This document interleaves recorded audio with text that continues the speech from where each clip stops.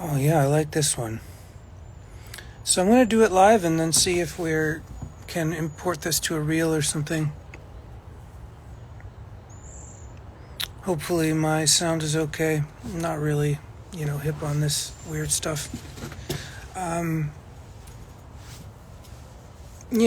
This Wednesday, I'm going to talk 4 hours about how to get free from ancestral goop. And it's going to be quite heretical to a lot of people's ideas about what this means on all sides of the equation. There's a lot of very traditionalist, strict stuff that kind of I'm going to go through, and then there's the new age kind of garbage that I'm going to go through. And so, it's not pleasant for a lot of reasons. There's a lot of beings that have a vested interest in us still being stuck in a certain way. And then we have very strong biases about what it means to be free. And they're wrong most of the time. And I think one thing that I'll just say is that there's a difference between motivation and strategy. There's a difference between motivation and strategy, and it's okay. You need to have a difference between motivation and strategy. Let me talk a little bit about that. So motivation is why you do something. So what's your motive? To heal, to feel better, to feed your kids. Those are good motives. To solve a problem. It's a problem. You want to solve it. So that's okay. That's a motive. But if you bring that exact same motive, idea, concept into your strategy, that's when you start to have a lot of problems, a lot more issues. You create more harm on a lot of times. So separate your motive and your strategy. Understand that it's okay to want a better life, right? But then inside of that is a whole lot of garbage that is going to really interfere with effective strategy. Because effective strategy has to be bigger than your motive. It has to be wider. It has to be more non-binary. It has to be more poetic. It has to be more adaptable. So it's okay to want to heal. But if you think that your strategy is healing, you're going to get a lot of very strange results that are often trickery in disguise. So just separate motive and strategy for yourself and others. Understand that people have motives to live better lives, and that's totally okay. So I see more people joining, and I'll just say it again. Motive and strategy are not the same thing. And when we're dealing with ancestral trauma, epigenetic inheritances, things that are like urges in the system that are somehow feel like you can't control them, the motive to be able to be more liberated is a good thing. You want to be able to go, hey, I didn't consent to this. Needs to change. That's the motive. But the strategy is totally different, and it takes a lot of time to unpack. So that's why I'm doing 4 hours on it on Wednesday. But this is one of the biggest worldview issues that I see in the whole ancestral healing blah world of fucking, wishful thinking, magical thinking kind of nonsense. You need really good and effective strategies, and you need more than one of those strategies, and then your motive is sort of different. Your motives are sort of like preferences that you have to deal with over time, and they change because you change. Because you start to see that there's not really a problem with pain in the same way that you were at the beginning of the journey. But you still manage it. And it's very strange to get into on an Instagram reel, but I did an interview with Kate Morales the other day that's going to be live sometime, I guess, in the next month, and I talk about a lot of this stuff more. So stay tuned for that, and it'll be free. But I just wanted to sort of like riff on what I see a lot in the kind of nonsense space of like how to heal and what do we do about the ancestors and all of this like extreme reverence or extreme neglect. It's like all this, it's not really interesting. Like you want to be able to collaborate and have a party with the ancestors, and you also want to be able to talk to only a few ancestors who know what's up. You don't want to talk to all the ancestors. Like it's too much. You know, people are like, oh, I just want to talk to the ancestors. It's too broad. It's way too broad of a kind of idea. You know, we have 300,000 years of ancestors, all the way back to the old black grandmothers in Central Africa. That's 300,000 years. Nobody understands really what that is like. Like, I can just go, it's 300,000 years. And most people are like, oh, I'll just look in the last 400 or so, or I'll just pick this one little portion of time and place to say that's my ancestors. And it's total nonsense. It's genetic nonsense. Your genetics have so much more information than that. And I can guarantee you a lot of the ghosts are not coming from the place you're looking at. No, because you want to look here and the ghosts are like, yeah, keep looking over there. You'll never find me. And that's part of the issue.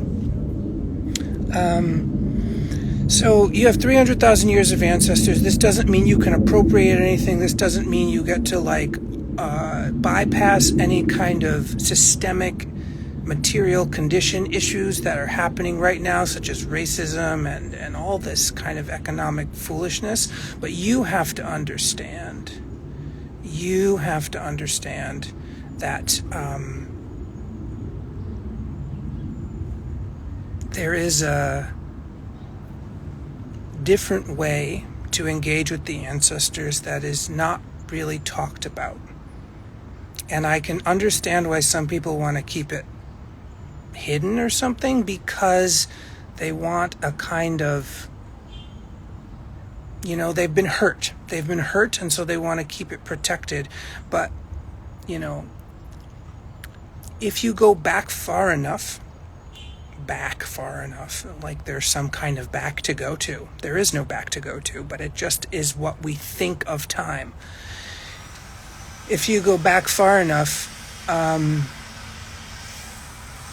there's shared ancestors. I'm sorry, somebody's out here doing some kind of vacuuming, so maybe you can't hear me anymore, but there's shared ancestors that we all have that are willing to help. They don't act the way that we think they're supposed to act. And we have to have better strategies in order to meet those people. And if we don't, we're just going to keep being confused by our own internal generations of issues, because that's what the ghosts in our system do. We have ghosts in the machine, essentially. We're a bio machine, and we have ghosts in there that are trying to live just like bacteria try to live and eat and survive. And they desperately want to hold on. And the thing that we have to recognize is that when we do death practice, we are modeling for all the ghosts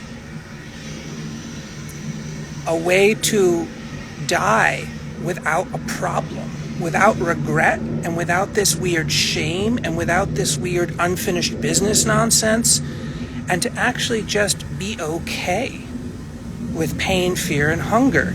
And we can't be okay with pain, fear, and hunger. How the fuck is the ghost going to be okay? Because they even have less agency than we do. The ghosts have less agency than we do.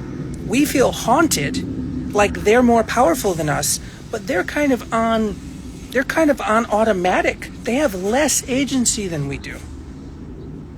So this is how you start to flip the victim routine. It's like, yeah, you feel haunted, but that doesn't mean you're a victim. And it also means that you have to figure out how to model for these ghostly energies how to go home and just stop the record. And everyone goes, no, we can't stop the record. It's very important that I continually remember all the bad things that my ancestors did and all the bad things that your ancestors did to my ancestors. It's like, yeah, great. Keep digging that pit. Keep digging that pit. I'm Puerto Rican. I absolutely understand the trauma involved in the last 500 years, 600 years. I absolutely know it in my blood. But the way through that is not to obey or believe the ghosts in the way that we think is belief, is the way to go, and there's more. You were hurt, and there's more. And the best part about this strategy is that there are ancestors all throughout time that totally have already done this. They didn't die and become a ghost. So you have to find those ones who understand already what happened. They go, yeah, bad things happened, and at the moment of death, I did not take that road. I did not take the road of revenge. I did not take the road of grief and victimhood. I just went back home. If you can get yourself over your own bullshit hump and still feel the pain, this is part of the strategy. And for most people, they're going to need a lot more padding around what I'm saying, but the straight shot is you still feel the pain, but it doesn't mean the same thing. It doesn't mean that you're destined to be fucked up forever. And you don't bypass any of the stuff out here. You don't bypass anything. You look at the homeless people and you try to bless them. You try to work for material conditions to be better. You try to work for racism to be abolished. All this wonderful stuff. But you don't ever believe that these conditions of pain will make you into a fucked up, traumatized ghost. And that's not a concept. That's an internal knowing that you have to build by untying the knots of the system. I got a question here. I'll probably answer a few questions and then leave. For adoptees who don't know where they are from, is the concept of ancestors any different? Does it matter that we don't know anything? No, it doesn't matter that you don't know anything. It does not matter. It's your blood. It's literally in your veins, this kind of red river that holds all information. It doesn't mean you know how to decipher that information, but the first step is knowing that you have it all. There is no someone took it away from me. It's in the pulse. It's in the body. So if you can just sit with the fact that your body is made of the land, and that means all the ancestors are in there, you don't have to feel like you're lost. Because this feeling of lost and abandonment stuff is totally part of the ghost story. You're not lost. You have it all in there. You just don't know how to access it. So the first step is knowing that it's in there and just sitting with the fact that it's in there. And your resistance to what I'm saying.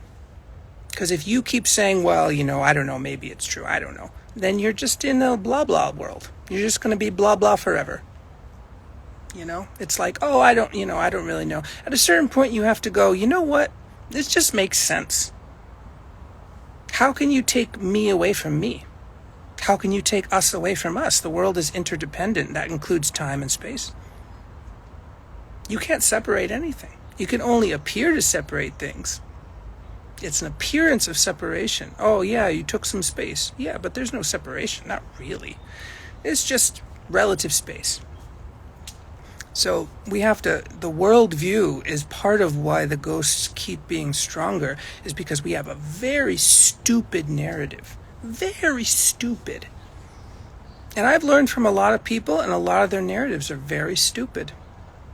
Maybe they're right in a few ways. You take those nuggets and you keep going. It's really sad, and all I can do is say, hey, this is how I got out. This is how I'm practicing. This is how I'm playing with the ancestors.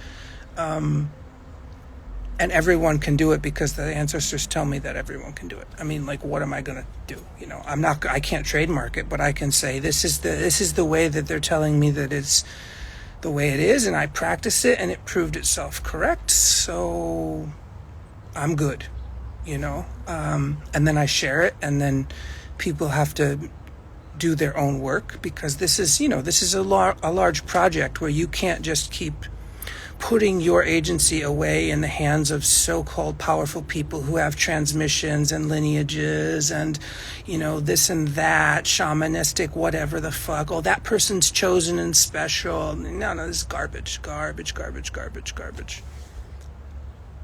Nobody's more special than anybody else. Everyone's just different. But the differences aren't important. It's the commonality that is important.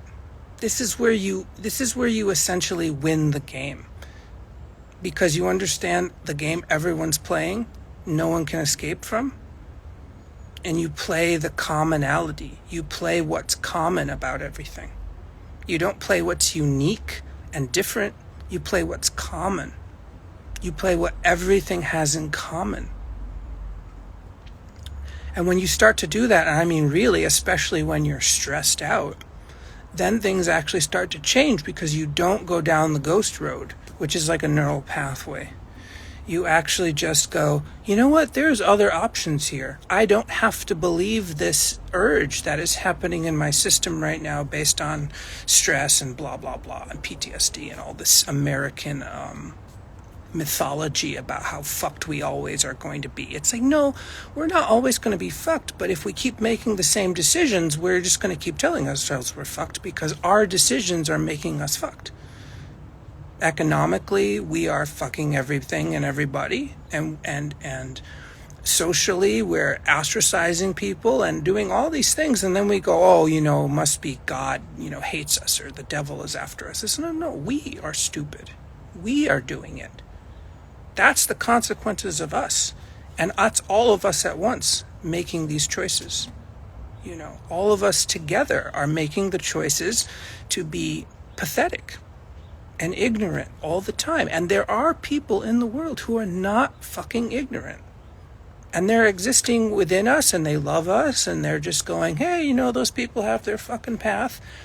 And the point of, you know, my work and, you know, our work is to go, well, how do I be like that too? I don't want to constantly be a fucking victim where someone always has to fucking help me out because I'm always in a fucking pit.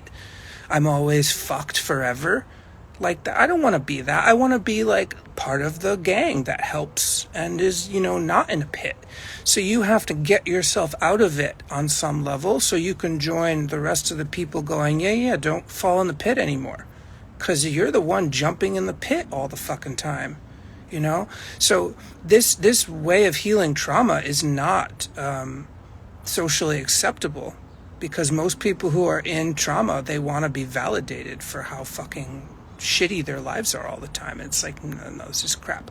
So maybe you are cursed, and maybe there's some like heavy ancestral ghost. I've had that in my life for decades. I went through the ringer. I went through really tough shit that like I don't talk about in public. And on this side of it, I say thank you to all of it. It doesn't mean I want to repeat it. I understand it now.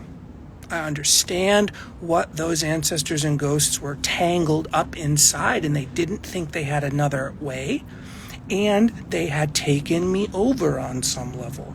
But then I learned, oh, right, I can help steer the ship.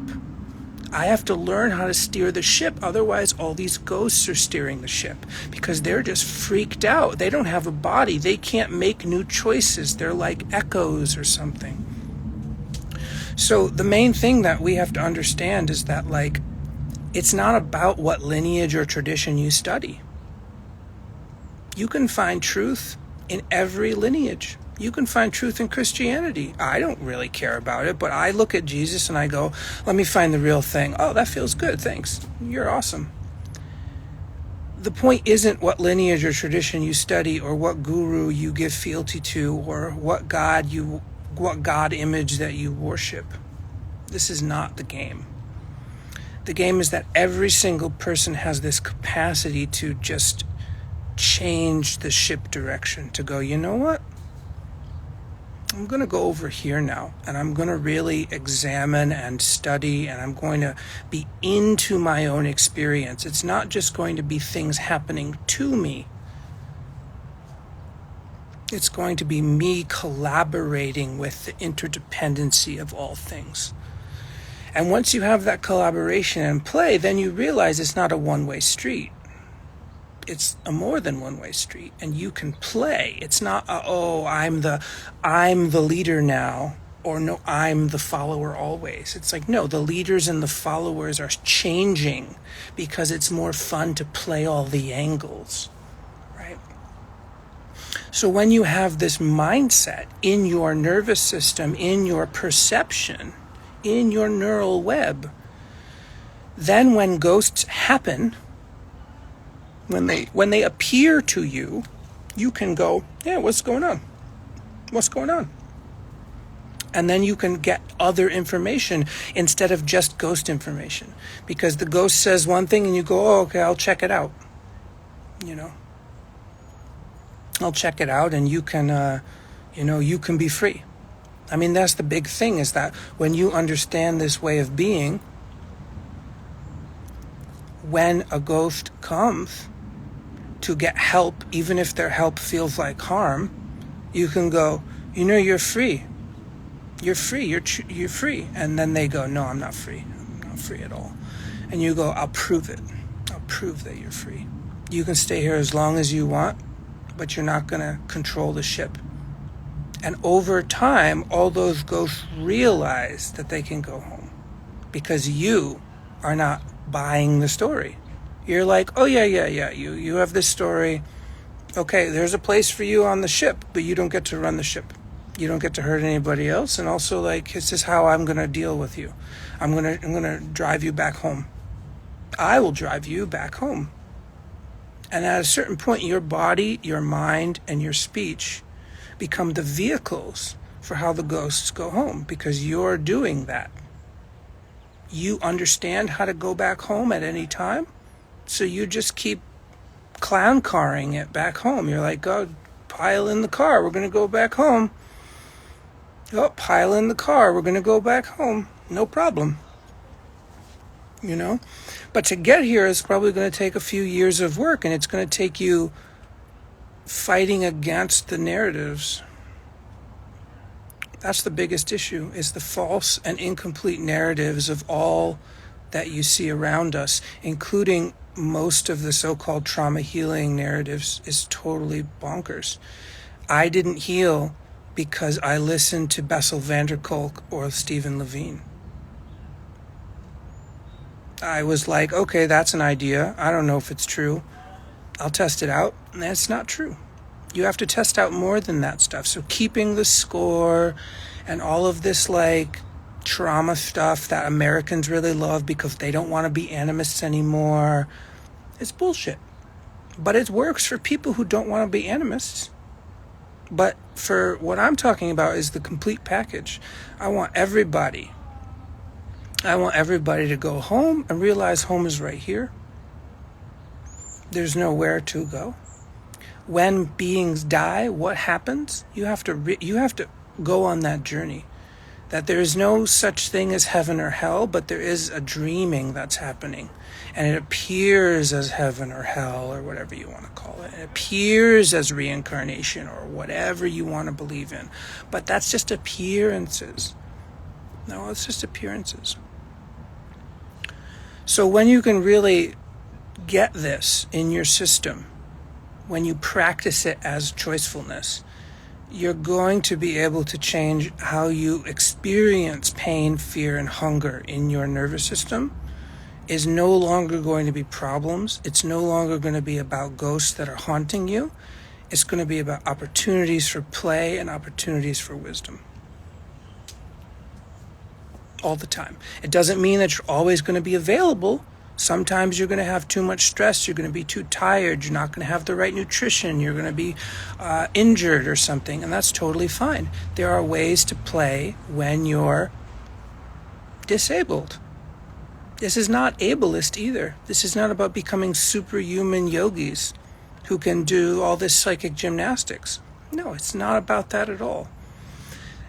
And the reason I have to say all these things is because the narratives are alive here in the West. The fire monkey narratives are alive, and they don't stop chattering, and they don't stop creating new, impossible concepts to deal with. And so I have to go, there's a kind of luminous, open, spacious quality, and inside that spaciousness is a thread of encultured story that is essentially hijacking everyone all the time, and that's what we think is real.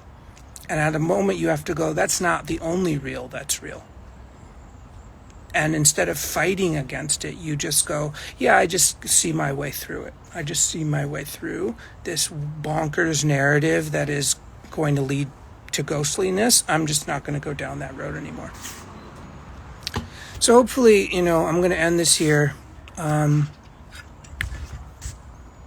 If you want more, then come to the death practice groups where I talk about this stuff for 4 hours every month. Just scrolling through to see if there's any other extra questions. Nope. So, so that's my little spiel. I'd love to see more people in the death practice groups so that they can integrate this stuff in their real life. It's not so simple, but it is simple too. But I'm trying to cut through the noise and just give the information, the education that's necessary for us to be more liberated in our daily interactions. And it requires us to kind of take a leap into this kind of different frame. And I made it really cheap, and I give so much value, and I'm hoping that it pays off, because I wish I had had this 10, 15 years ago. But if you go, it'll be Ticket Tailor. I think the lowest ticket tier is $55.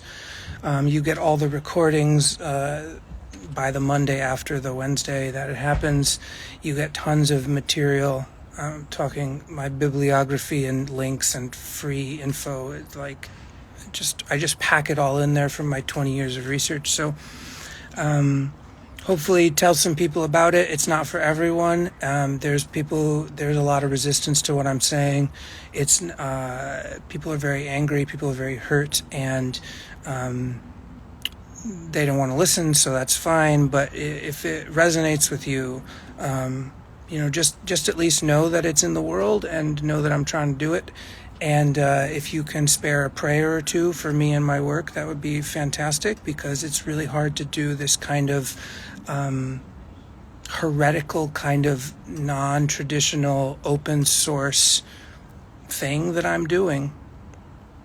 That is not about trademarking or ownership, and it's not about status. And it's actually against all those folks and all those people who want to be the heads of lineages and the heads of families. And it's like, I'm not interested in the hierarchies. Send a prayer my way. It would be really helpful if you want to donate. I have donation links everywhere. PayPal.me/DareSohei. Check out the websites, check out my Substack, share it with people. All the free stuff you can share. There's YouTube stuff. There's just a lot of free stuff. So if it resonates, you have to practice. Otherwise, it doesn't really integrate into the body. But there's monthly stuff at Animist Arts, but the death practice group is monthly that I do, and then Larissa does a bunch of stuff too. And so I will talk to you later. If you want to know about the addiction stuff, you got to come to the death practice group. That's what I'm talking about all the time. So cheers. I'm going to figure out how to end this thing. So we're done. Hooray, hooray.